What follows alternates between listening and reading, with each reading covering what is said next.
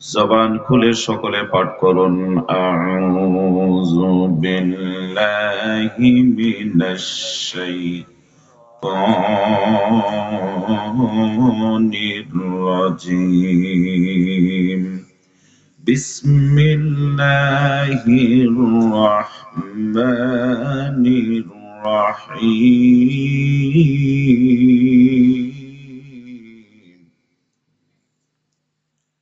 تبت يدا أبي لهب وتب ما أغنى عنه ماله وما كسب إلى آخر. وعن أبي هريرة رضي الله تعالى عنه عن النبي صلى الله عليه وسلم قال سبعة يظلهم الله في ظله يوم لا ظل إلا ظله إمام عادل وشاب نشأ في عبادة الله تعالى ورجل قلبه معلق في المساجد ورجلان تحبا في الله اجتمع عليه وتفرق عليه ورجل دعته امرأة ذات منصب وجمال فقال إني أخاف الله ورجل تصدق بصدقة فأخفاها حتى لا تعلم شماله ما تنفق يمينه ورجل ذكر الله خاليا ففاضت عينه رواه متفق عليه. কোন জমিনের মাটি আমার হবে গোরস্থান, কাদের চোখের জলে আমি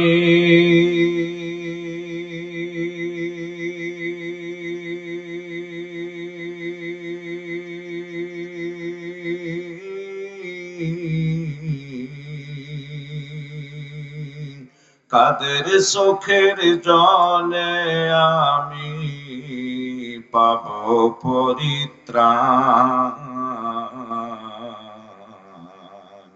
কোন জমিনের মাটি আমার হবে গোরস্থান, কারায় আমায় গোসল দিবে, কে আনিবে কাফন, কারায় আমায় কেঁদে কেঁদে করে দিবে দাফন,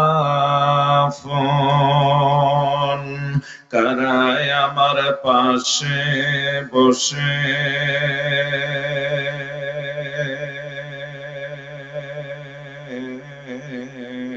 শোনাবে কুরআন,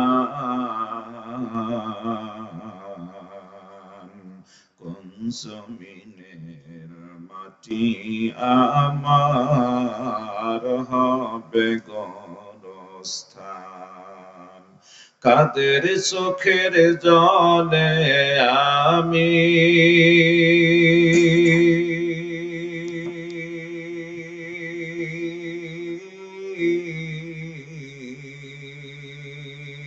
কাদের চোখের জলে আমি পাব পরিত্রাণ, কোন জমিনের মাটি আমার হবে গোরস্থান,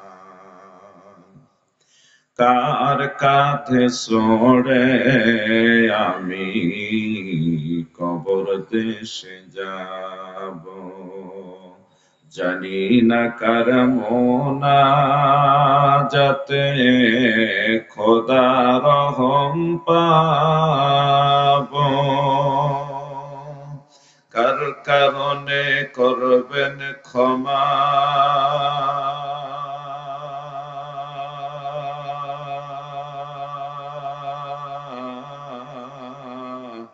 আল্লাহ মেহেরবান, কোন জমিনের মাটি আমার হবে গোরস্থান। কাদের চোখের জলে আমি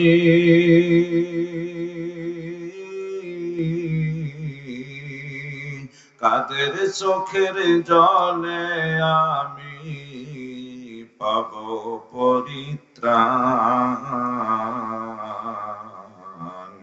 কোন জমিনের মাটি আমার হবে গোরস্থান। আলহামদুলিল্লাহ।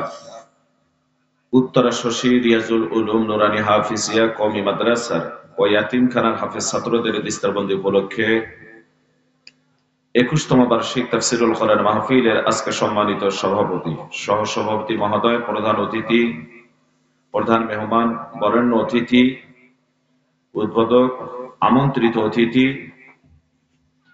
পৃষ্ঠপোষকতায় যারা রয়েছেন, বিশেষ অতিথি, উপদেষ্টা মণ্ডলী সহ উপস্থিত আছেন জাতির শ্রেষ্ঠ সন্তান হাজরাত উলামায়ে কেরাম, বাবার বৈশী মুরব্বিয়ানে আইজাম, প্রাণ প্রিয় যুবক ভাইরা, পর্দার অন্তরালে সতী সাধবী মা ও ভগ্নীরা। রাত অনেক হওয়ার কারণে আমি কারো নামটাই এখানে উপস্থাপন করলাম না, শুধু পদবিটাই বললাম। আমি সকলের জন্য দোয়া কামনা করছি, সকলকে আল্লাহ তাআলা হায়াতে বরকত দান করুক। সকলে বলুন বারাকাল্লাহু ফি হায়াতি, বলুন আল্লাহুম্মা আমিন। সম্মানিত ভাইরা, আল্লাহ পাক এই নিশি রজনী পর্যন্ত আপনাকে আমাকে কোরআনে কারীমের মাহফিলে বসার সুযোগ করে দিয়েছেন, এজন্য প্রাণ উজাড় করে সকলে বলি আলহামদুলিল্লাহ। সবাই বলি রব্বানা লাকাল হামদ হামদান কাসীরান তাইয়িবান মুবারাকান ফি। আমরা প্রশংসা করেছি কার? খুশি হয়েছেন কে? যে আল্লাহ পাক আমাদেরকে এখানে বসার সুযোগ করে দিয়েছেন। সে আল্লাহর নাম একবার জোরে শুনে সকলে উচ্চারণ করে বলি আল্লাহু আকবার। নীলফামারীর ভাইরা আওয়াজ দিয়ে আরো জোরে বলুন আল্লাহু আকবার। হয়নি আওয়াজ, আরো জোরে বলুন আল্লাহু আকবার। এই নামের ধ্বনিটা হচ্ছে মুসলমানদের সবচেয়ে বড় হাতিয়ার। আমি আমার ভাষায় বলি, মুসলমানদের পারমাণবিক বোমার নাম হচ্ছে আল্লাহু আকবার। কথা বলেন ঠিক কিনা? এই ধ্বনি যার ভিতরে আছে, এই ইমানি চেতনা যার ভিতরে আছে, তাকে আর কখনো পিছপা হতে হয় না, শুধু সামনে মর্দে মুজাহিদের মতো শুধু এগিয়ে যায়। কথা বলেন ঠিক কিনা? আপনারা অনেক আলোচনা শুনেছেন, এবছর শুরু থেকে নিয়েই বিভিন্ন কথাবার্তাগুলি বক্তাগণ বলে আসতেছেন। আমি একটু ব্যতিক্রম বক্তৃতা আপনাদের মাঝে দেওয়ার চেষ্টা করবো ইনশাআল্লাহ। সে কথা হচ্ছে যে নোংরা জিনিস ঘাটলে তো নোংরাই বের হয়, সেখান থেকে ভালো কিছু আশা করা যায় না। 16 বছরের যে দুঃশাসন তারা করেছে, এ নিয়ে যত পর্যালোচনা করবেন ততই শুধু নোংরা বের হবে। এই জন্য এদিকে যাওয়ার সুযোগ নাই, কোরআন হাদিস থেকে কথা হবে ইনশাআল্লাহ। বলেন ইনশাআল্লাহ। কথা বলেন ঠিক কিনা? কোরআন হাদিস থেকে নিয়ে কথা হবে, অন্য বিষয় নিয়ে কথা হবে না। কথা হবে তাফসীরমূলক আলোচনা হবে। এর ভিতরে এক্সাম্পল স্বরূপ যদি দু চারটি কথা এসে যায় সেটা ভিন্ন ব্যাপার। তবে শুধুমাত্র এতটুকু কথা বলতে চাই, আমরা বিগত 16 বছরের কথা অনেকে বলে থাকি যে 16 বছরে সৌর শাসক হয়ে শাসন হয়েছে, এই হয়েছে সেই হয়েছে। আমার ভাইরা, বিগত 53 বছর স্বাধীনতার 52 মানে 53 বছর, 53 চলছে, 53 বছরের ভিতরে বাংলার জমিনে শান্তি নামের হরিণ কেউ দিতে পারে নাই।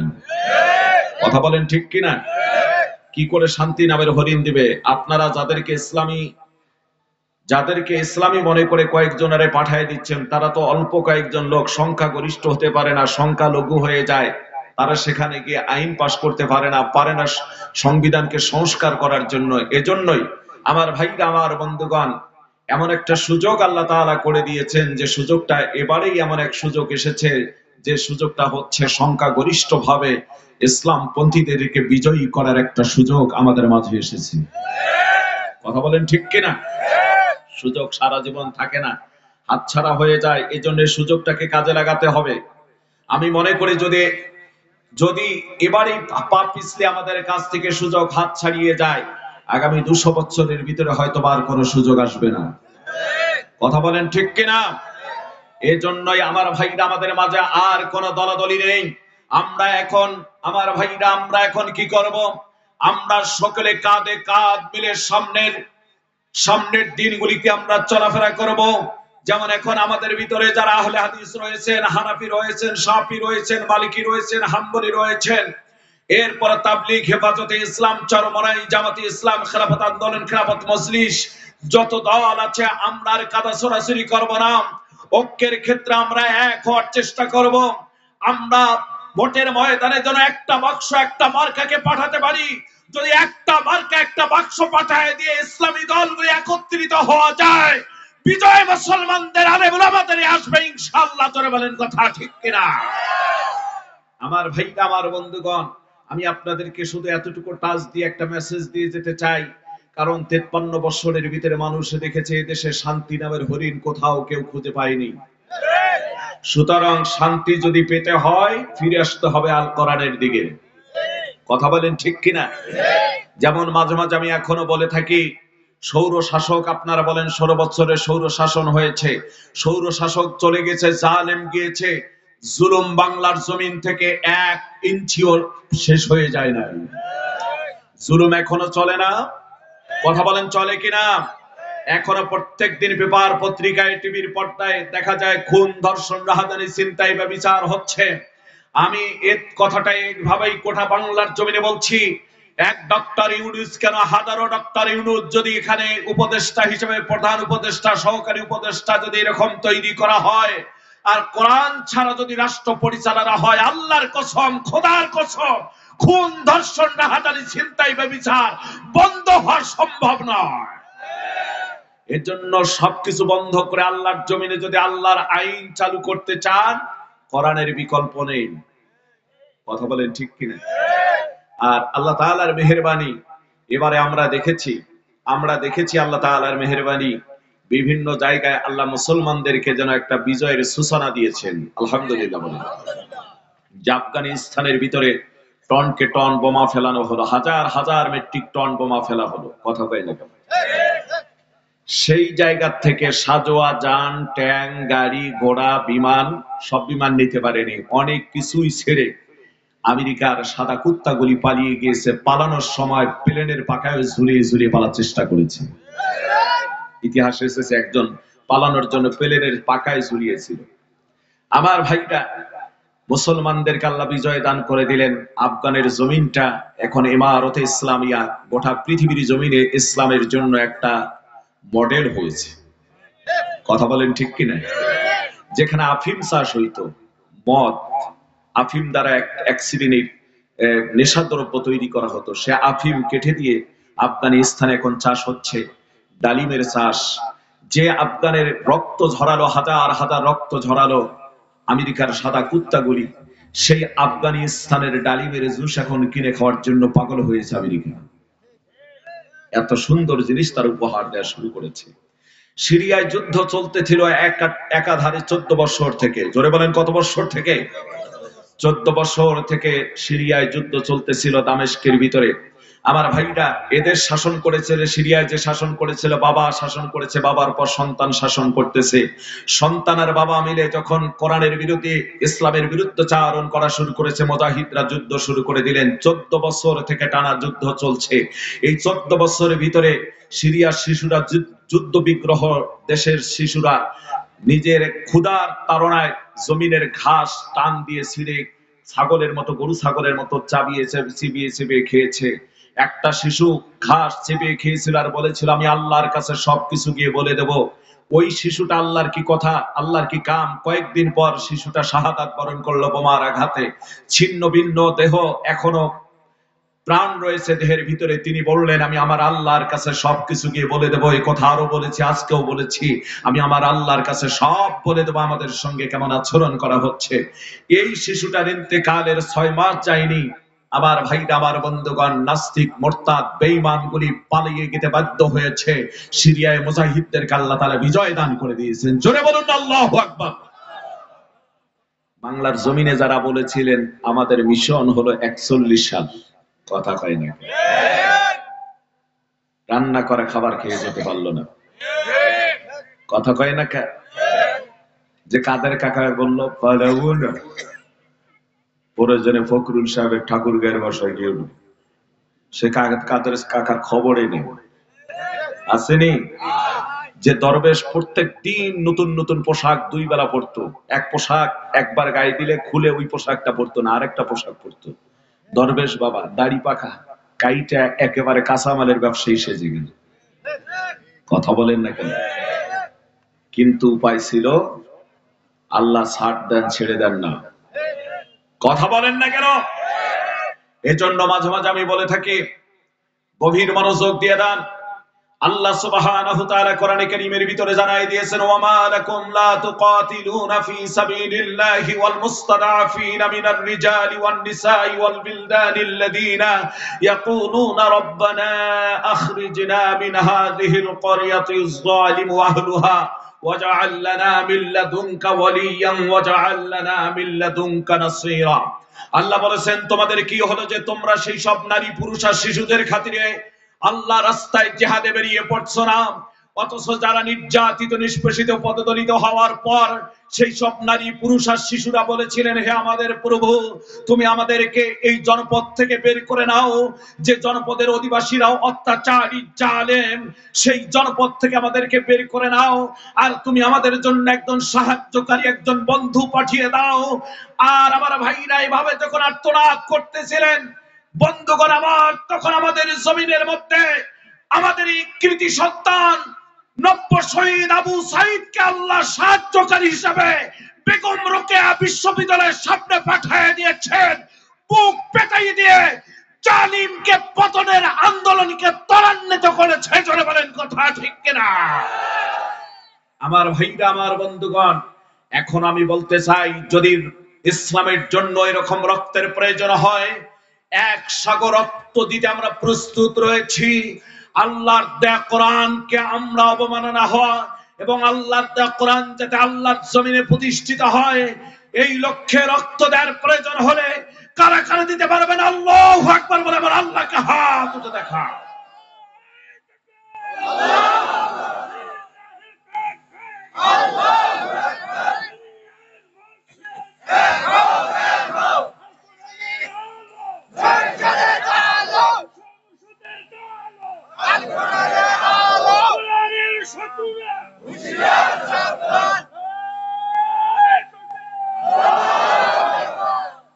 মারহাবা বলেন, মারহাবা।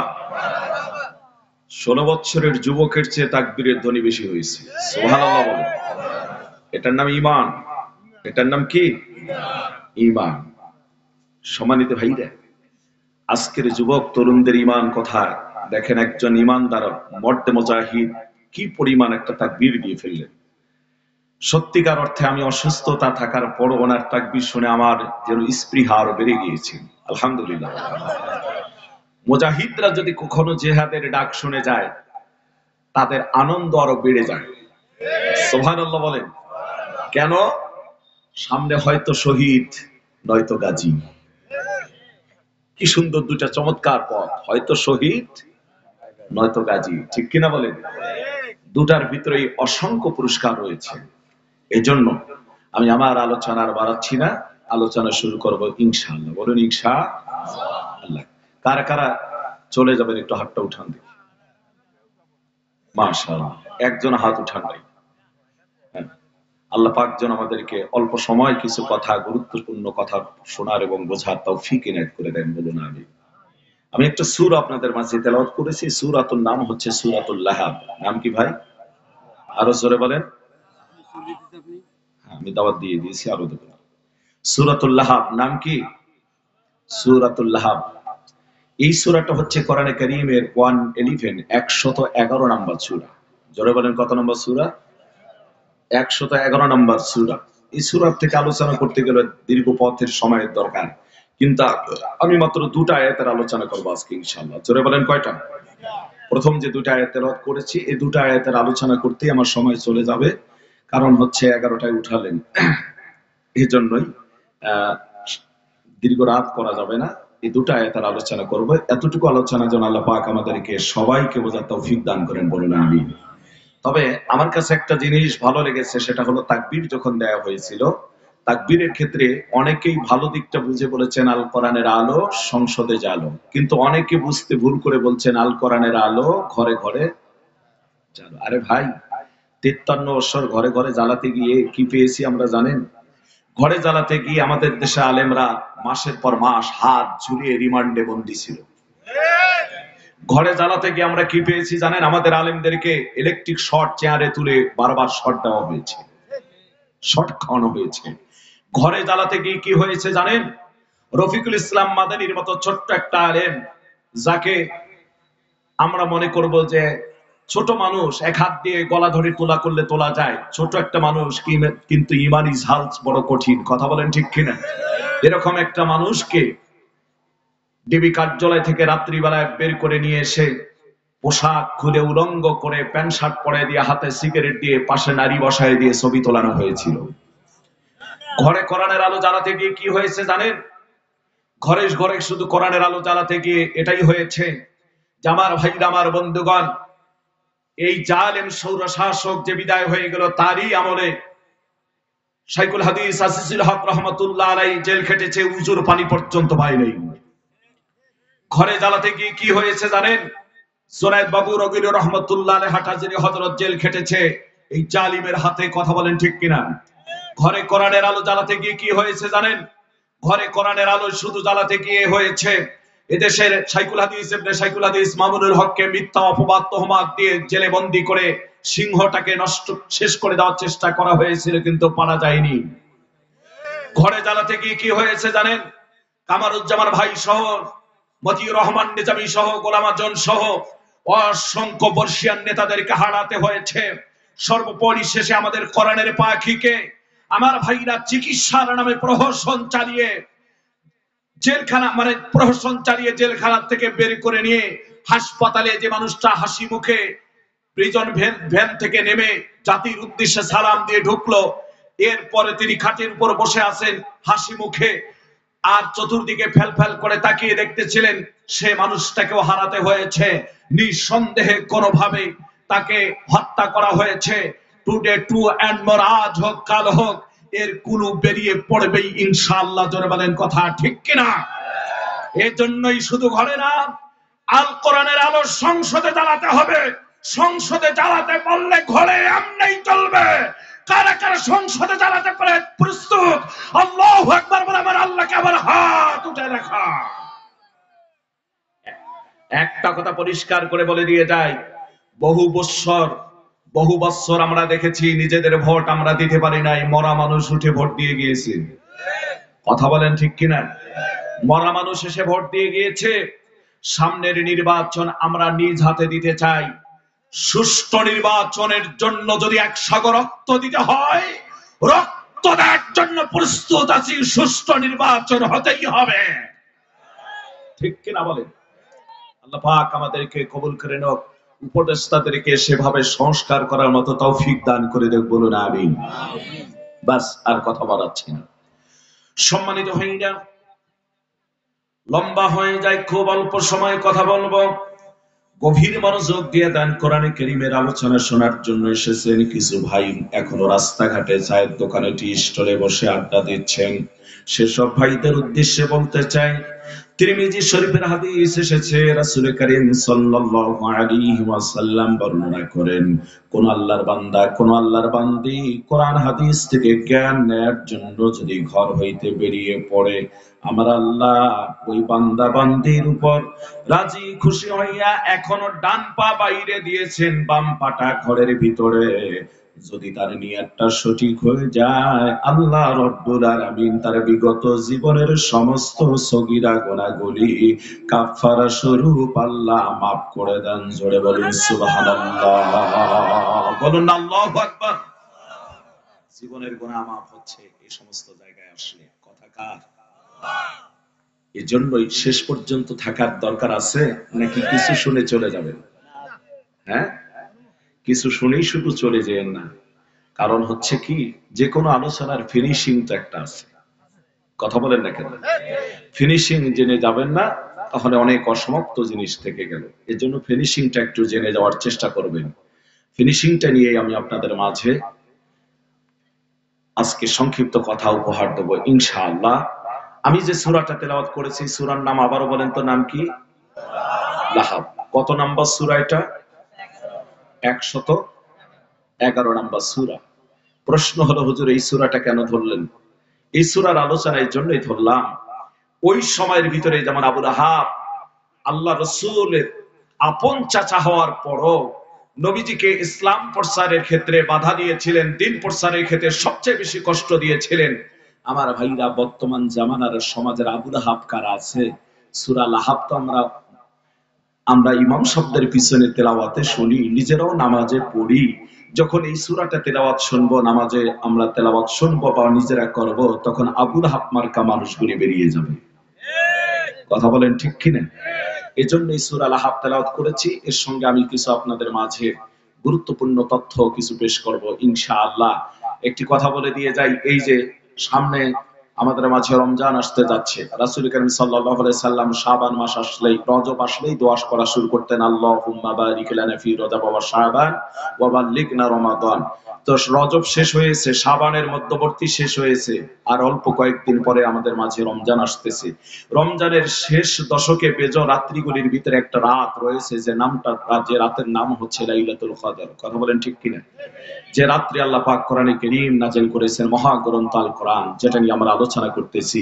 তো আমি যেটা বুঝাতে চাচ্ছি, এরকম একটা সম্মানিত মহামান্বিত রাত্রির মধ্যেও আল্লাহ পাক দুই শ্রেণীর মানুষকে মাফ করবেন না। এক শ্রেণীর মানুষ হলো যারা মুশরিক, শিরিক করে। কি করে ভাই?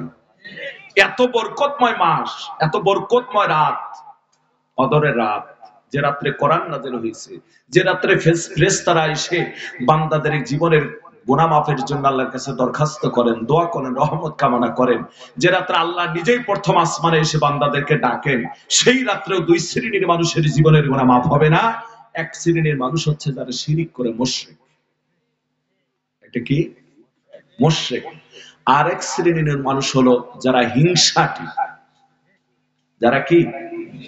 হিংসুক। এই হিংসুক মানুষের দোয়া আল্লাহ কবুল করবেন, তাদের জীবনের গুনাহ মাফ করবেন। মনে রাখেন, স্বার্থ ছাড়াই পৃথিবীতে কিচ্ছু নাই। যে বিএনপির সঙ্গে জামায়াতে ইসলামের আমরা ভাইরা দীর্ঘদিন পর্যন্ত কাঁধে কাঁধ মিলে রাস্তাঘাটে অসহযোগ আন্দোলন করে আসলাম, সেই বিএনপির লোকেরা আজকে আমাদের উপর বিভিন্ন মিথ্যা অপবাদের কথাবার্তা বলতেছে এবং বলতেছে জামায়াতে ইসলামের এই কথা, কোরআনের কথা, কোরআন নামে ভাওতা, নানাদিক কথাবার্তা তারা বলতেছে। কেন? আঘাত, স্বার্থে আঘাত আনছে। এখন কি তোমাদের সঙ্গে নেই? কি করা হয়নি তোমাদের জন্য? কথা কয় না কেন? এ ভাই, আল্লাহর জমিনে আল্লাহর কথা বলতে ভয় পান? আল্লাহর জমিনে আল্লাহর কথা বলতে ভয় পাই না, কারণ এরা হিংসুক। হিংসুক, যার কারণে এখন আমাদের ভালো দেখে ওদের সহ্য হচ্ছে না। যেখানে যাই সেখানে যখন দেখা যাচ্ছে এই পরিমাণ লোকের ভিড়, মানুষ এখন এত নির্যাতন নিপীড়ন করা হলো, লোক কমছে না বাড়ছে? আলহামদুলিল্লাহ বলে। এই তো হিংসায় ওদের বাঁচতেছে না। এই জন্য মাঝে মাঝে বলি, কোন একজন লোক জিন দাবি করছে, তো জিনকে বলছে যে তুমি আমার কিছু গুপ্ত ধন, টাকা পয়সা জমা জমি দাও, অন্তত 2-4-5 তলা বাড়ি যেন হয়, আর আমার যেন কিছু ব্যাংক ব্যালেন্স হয়। তো এখন জিন বলতেছে দিতে পারি, শর্ত হলো একটা, তোমার যা হবে তোমার প্রতিবেশী তার চেয়ে ডবল হবে। তো এটা কেমন কথা? আমি হাজির করলাম, আমি তোমাকে দাবি করলাম, আমার চেয়ে প্রতিবেশীর বেশি হবে, প্রতিবেশীর কম হওয়ার কথা, আমার বেশি হওয়ার কথা। কয় না, এটা আমাদের এমনি নিয়ম, যে চায় তাকে আমার কম দেই, যে চায় না তারই বেশি দেই, তোমার যা হবে প্রতিবেশী তার চেয়ে বেশি সম্পদ হবে, ডবল হবে। কিছুক্ষণ ভাবার পর চিন্তা করলো এটা না নিলেও তো লস। তো দেখেন শয়তানি চিন্তা এসে গেছে। কয় ঠিক আছে, আগামীকাল আমারে তোমরা 5 তলা বাড়ি করে দিয়ে রাতারাতি। শেষ বেলা দেখা গেছে জিনেরা সবাই ধরে ধরে সকালে উঠে গেলে 5 তলা বাড়ি, আশেপাশে 10 তলা বাড়ি, আশেপাশের লোকদের কয় তলা বাড়ি। তারপরে দিন বলছে আমরা 10 বিঘা জমি দাও, তার 10 বিঘা জমি হয়ে গেছে আশেপাশের 20 বিঘা জমি। তারপরে বলছে যে আমারে কিছু টাকা দিয়ে দাও, কয়েক কোটি। মানুষের আরো ডাবল হয়েছে। এবার চতুর্থ দিন জিন হাজির করার পরে বলতেছে তোমরা তো ওয়াদা দিছিলে আমার যা হবে তার প্রতিবেশী তার চেয়ে ডবল হবে। বলে হ্যাঁ তাই হবে। তো কয় আজকে তোমরা আমার একটা চোখ কানা করে দিয়ে যাও। কি করে দিয়ে যাও? আমার এক চোখ কানা করলে প্রতিবেশীর কয় চোখ কানা হবে? দেখেন কি হিংসু, চিন্তা করা যায়। এখন ওর এক চোখ কানা হয়েছে, প্রতিবেশীর 2টা করে চোখ নাই। সকালবেলা হাটে আর কয় সম্পদের মজা কেবল বুঝাইতেছি, দাঁড়া বেটা, আমি তো দেখতেছি এক চোখ দিয়ে, তোদের কিন্তু 2টাই নাই। তারপরে দিন দিন জিন হাজির করে কয় আমার এক হাত ভাঙবো। মানে এর এক হাত ভাঙছে, প্রতিবেশীর কয় হাত ভাঙা লাগে? কারণ জিনে তো ওয়াদা দিছে ডবল না। দুই হাত প্রতিবেশীর নাই, এখনো ঘুরে এক হাত ভাঙা নিয়ে ঘরে আর কয় দেখো মজা কেবলই শুরু করছি, কালকে দুই পা থাকবে না। কালকে কয় পা থাকবে না? আমার এক পা ভাঙবো, তোদের দুই পা থাকবে না। তাই এই হচ্ছে আমাদের অবস্থা। কথা বলেন না কেন, ঠিক কিনা? কিন্তু রাখে আল্লাহ, মারে কে? আর মারে আল্লাহ রাখে কে? সম্মানিত ভাইরা, আর কথা লম্বা করা ঠিক হবে না। আমি যে সূরা আপনাদের মাঝে তেলাওয়াত ধরেছি, এই সূরা থেকে আলোচনা করবার মুশরিক যারা, তাদের জীবনের গুনাহ আল্লাহ মাফ করবেন। আর গুরুত্বপূর্ণ বিষয়, গুরুত্বপূর্ণ দিনে সে বিষয়গুলি আপনাদেরকে একটু জানায় দিয়ে যাব। আমার ভাইরা, আমি যে সূরাটা তেলাওয়াত করেছি, এই সূরাটা হচ্ছে কোরআনে কারীমের 111 নম্বর সূরা। এই সূরার ভিতরে আয়াত সংখ্যা হলো 5টা। এই সূরার ভিতরে আল্লাহ পাকের 29টা অক্ষর, আরবি 29টা অক্ষর ও 77 বার ব্যবহার হয়েছে। মনোযোগ দিয়ে দেন মুসলমান ভাইরা আমার, গভীর মনোযোগ দিয়ে দেন আমার বন্ধুগণ। আল্লাহ রাসূল সাল্লাল্লাহু আলাইহি ওয়াসাল্লামের উপর যখন কোরআন নাযিল হয়ে গেল, নবুয়ত প্রাপ্তি হয়ে যাওয়ার পর আল্লাহ নির্দেশ দিয়ে দিলেন, নবীজি গোপনে গোপনে লোকদেরকে দাওয়াত দিবেন। এখনই প্রকাশ্যে দাওয়াত দেওয়ার প্রয়োজন নাই। গোপনে দাওয়াত দিবেন কাকে? যাদের কাছে গেলে তারা মানবে। আপনার নিকটতম ব্যক্তিগুলিকে, বিশ্বাস্ত ব্যক্তিগুলিকে আপনি দাওয়াত দিবেন। নবীজি 2.5 থেকে 3 বছর গোপনে দাওয়াত দিয়ে দিলেন। আমার ভাইরা, যেদিন থেকে আল্লাহ প্রকাশ্যে দাওয়াতের নির্দেশ দিয়ে দিলেন, রাসূল করিম সাল্লাল্লাহু আলাইহি ওয়াসাল্লাম সকালবেলা, একেবারে সকালবেলা সুবহে সাদিকের পর সূর্য ওঠার পর পরে, সুবহে সাদিকের পর সূর্য ওঠার পর পরে আল্লাহর নবী সাফা পাহাড়ের মধ্যে উঠলেন। মথান্তরে আবু কুবাইস পাহাড়ের উপরে আল্লাহর নবী উঠলেন। ওঠার পর আল্লাহর নবী মক্কার লোকদেরকে ডাক দিয়ে বললেন, তিনি বললেন ইয়া সুবহা, ইয়া সুবহা, ইয়া সুবহা। মতান্তরে তিনি বললেন ইয়া আব্দে মান্নাফ, ইয়া কুরাইশ, ইয়া খুজাইমা।